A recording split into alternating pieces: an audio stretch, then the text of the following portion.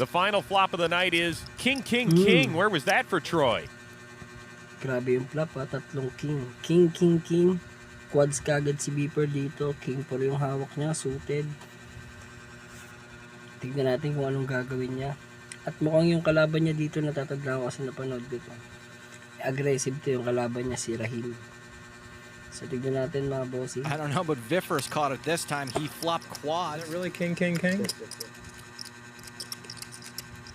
2,000. Rick makes it 2,000 to go after Siya yung aggressive mga bossing ko, 9-5. Unang nagbet kagad sa flop. Tignan natin kung anong gagawin ng quads. Chow checks. Viffer smooth calls. I never ever win. Ang ganda ng moves niya, no? Nagsiset siya ng trap, no?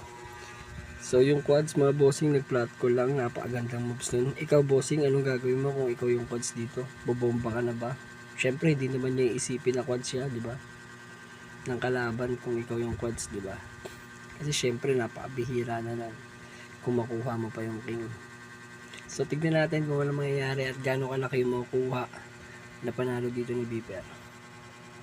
Win one part. And Chow's had enough this week. What do you want? Call the turn. So, nuts na to mga bossing ko dahil quads king, no? King. 3 of diamonds on the turn. Check. Rick checks. Nag-check Viffer na lang. fires 3. Nag-check na lang yung 9-5 mga bossing na wala ni aggressive. Ito, bumitaw ng bet dito si Beeper. Yung quads. 3. Viffer wants to get paid any way he can. Well, he's dueling with the right guy. Rick raises to 8. Nag-raise. Nag-raise yung 9-5 mga bossing ko. No? Kung kayo yung 9-5, mag-raise ba kayo mga bossing?